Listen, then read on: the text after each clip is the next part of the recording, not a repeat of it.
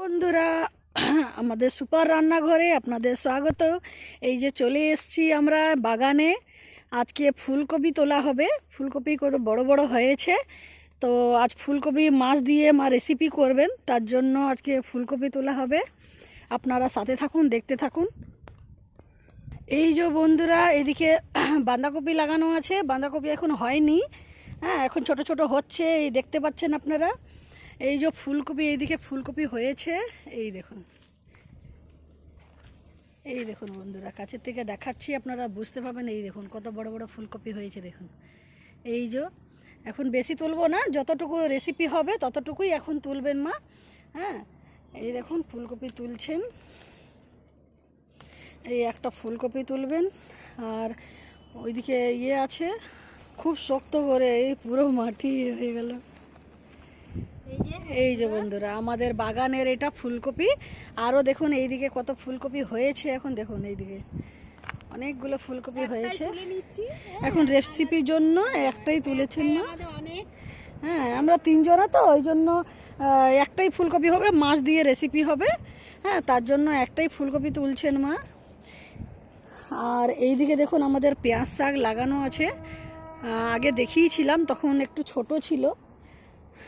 এই দেখুন বন্ধুরা, আমাদের মটরশুঁটি দেখুন। এই দেখুন বন্ধুরা, মটরশুঁটি মানে হয়ে গেছে, কিন্তু ছোট ছোট এখন জাস্ট, এখনও পুরো মানে দানাগুলো মোটা হয়নি। এই দেখুন বন্ধুরা, এই দেখুন হাতে দিয়ে দেখাচ্ছি। এই দেখুন কত সুন্দর হয়েছে, দেখুন মটরশুঁটি এখন পুরো এই যে ভর্তি এখন আছে। এইদিকে এই পুরো বাগানটাই মটরশুঁটি আছে। আমাদের সরস্বতী পুজোতে তোলা হবে আবার, এই সিজানোর জন্য। হ্যাঁ, সরস্বতী পুজোতে তখন দেখাবো আবার। দেখি সরস্বতী পুজো পর্যন্ত যদি হয়ে যায় তো ভালো। এই দেখুন বন্ধুরা, পুরো ভরে গেছে এখন মটরশুঁটি। এখন হচ্ছে, এখন ছোট ছোট হয়েছে। হ্যাঁ, এই দেখুন বন্ধুরা, এখনও হচ্ছে, আরও হবে এখন।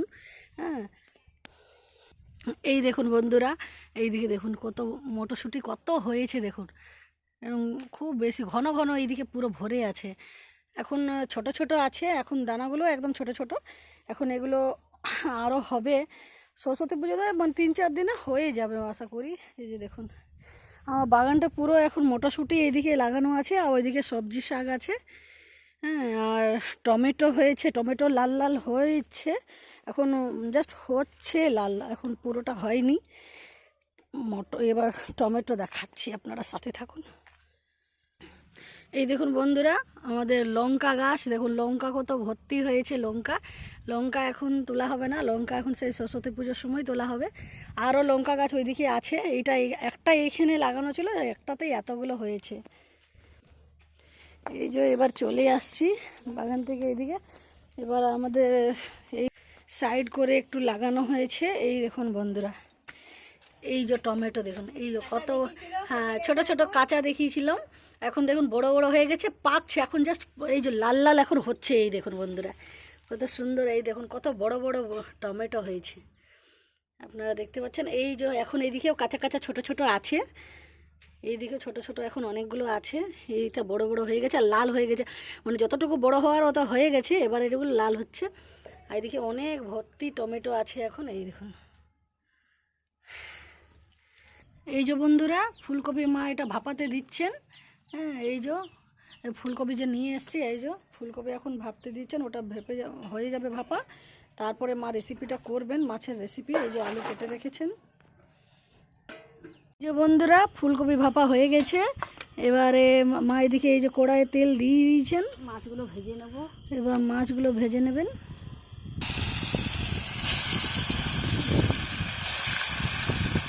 আজ উনুনেই রান্না করছেন মা। হ্যাঁ, দিনে ভালো করে ভিডিও হবে যেন, ওই জন্য।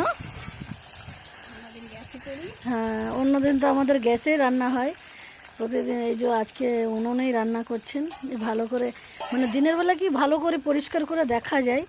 হ্যাঁ, ওই জন্য ক্লিন ভিডিওটা হয়, ওই জন্য। এদিকে মাছ ভাজা হচ্ছে, এইদিকে ততক্ষণ মা এই যে মশলা বাটছেন।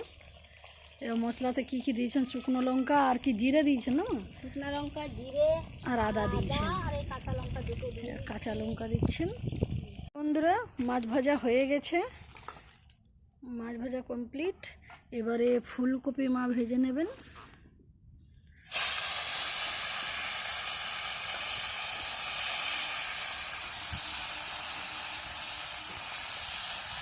এই যে বন্ধুরা ফুলকপি লাল লাল করে ভেজে নিয়েছেন মা, এবারে এটাতে দিয়ে দিয়েছেন তেজপাতা, শুকনো লঙ্কা আর জিরে ফোড়ন। আর জিরে ফোড়ন দিয়ে এবার আমি দিয়েছেন। লঙ্কা দিয়ে দিচ্ছি।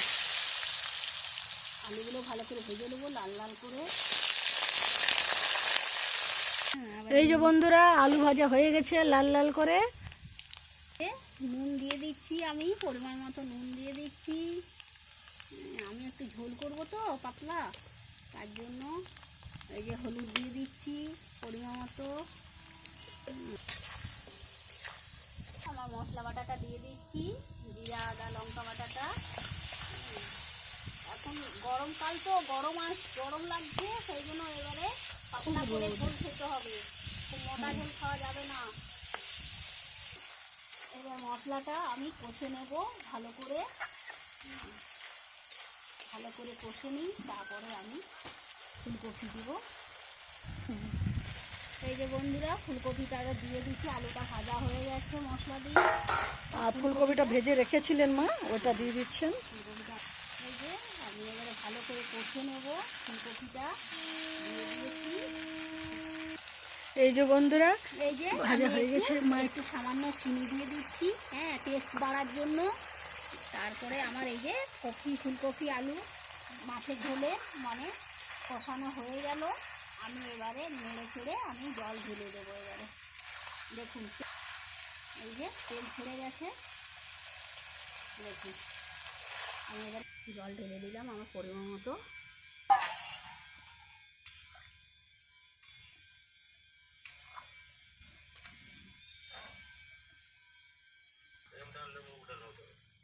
বন্ধুরা আমার এই যে ঝোল আলু ফুলকপি সিদ্ধ হয়ে গেছে। এবার আমি এই যে মাছটা দিয়ে দিচ্ছি, মাছটা দিয়ে একটু ফুটিয়ে নেব। মাছটা দিয়ে দিলাম, এবার একটু ভালো করে ফুটিয়ে নেব।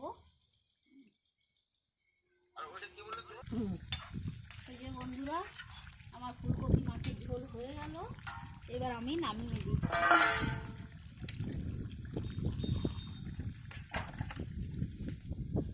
কত সুন্দর দেখুন বন্ধুরা, লাল লাল হয়েছে পুরো, এই মশলা দেওয়া পুরো কাছে থেকে আমি একদম হালকা মশলা দিয়ে আমি বানিয়েছি।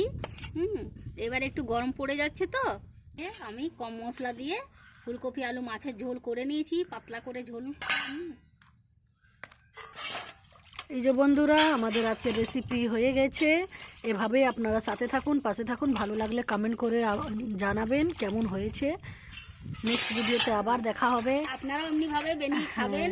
হ্যাঁ, ভালো লাগবে। কম মশলা দেওয়াটাই এখন ভালো, তাই না? বেশি মশলা দেওয়াটা এখন খুব বেশি হয়ে যায়, রিচ বেশি তো খাওয়া ভালো না, তাই সেই জন্য কম মশলা দিয়ে আপনারাও বানিয়ে খাবেন, দেখবেন খুব ভালো লাগবে খেতে। ঠিক আছে বন্ধুরা, আপনারা এভাবে সাথে থাকুন। নেক্সট ভিডিওতে আবার দেখা হবে নেক্সট মেনুর সাথে। ওকে, বাই বাই।